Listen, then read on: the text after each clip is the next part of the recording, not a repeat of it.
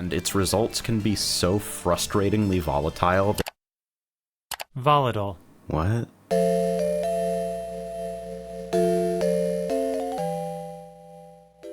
So, like most human beings, sometimes I feel really smart, and sometimes I feel really, really, really fucking stupid.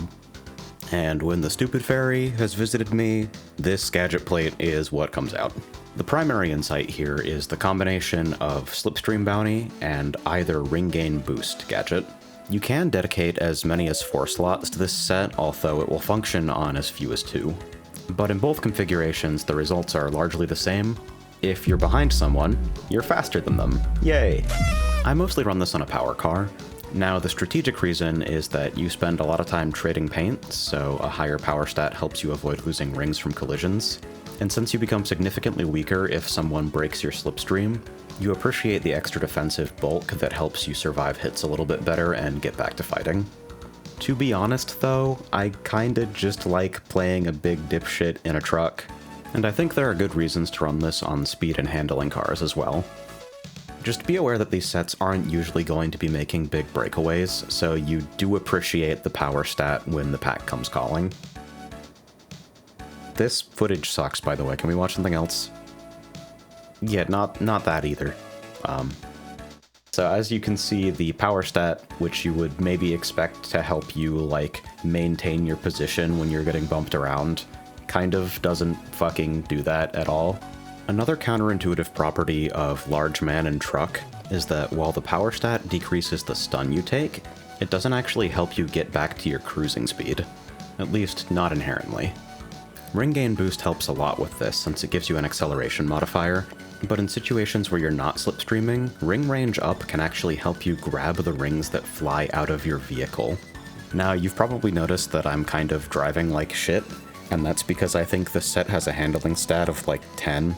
Power cars also drift significantly slower than other machine types. That's not like they charge drift boost slower, they travel slower while drifting. So while you're in the lead, you'll have to use your own judgment on whether to aim for ring lines versus corner cuts. If I'm being 100 emoji with you, though, you're like, you see this gameplay. This set has 2 primary claims to fame, and one of them is being extremely forgiving to play. Cons: it is a big stupid sack of bricks that really struggles to generate distance from second place during technical sections. Pros: the cumulative effect is kinda like chewing on a candy necklace made of downers.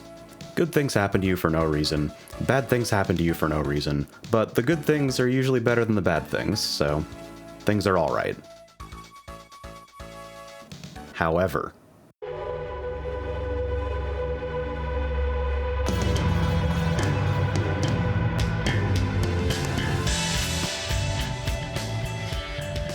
so I have a confession to make.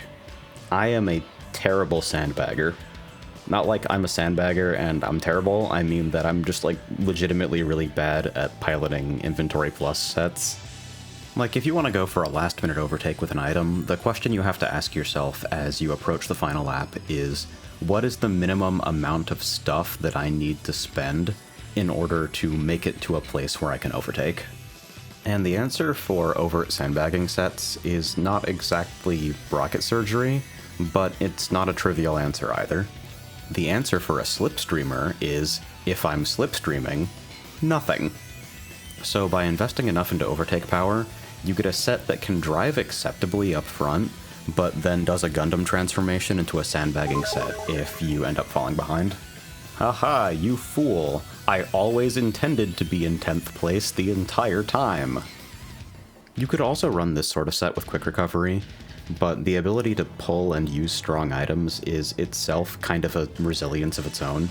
Extended slipstream makes it harder for people to break your slipstream, but it also means you're a little bit faster on slingshot overtakes, since the effects linger for a little bit after you leave the tail. The overall effect is a little bit more volatile, but it's also a slightly more active set that has a better chance of actually fighting for first place. I put technical drift on basically every plate where it fits, because it's fucking fun. In setups with extremely low handling, technical drift can make you more agile around sharp corners though, and we definitely have low handling. You also appreciate having access to fast level 1 drifts, so you can get back to cruising speed after a standstill.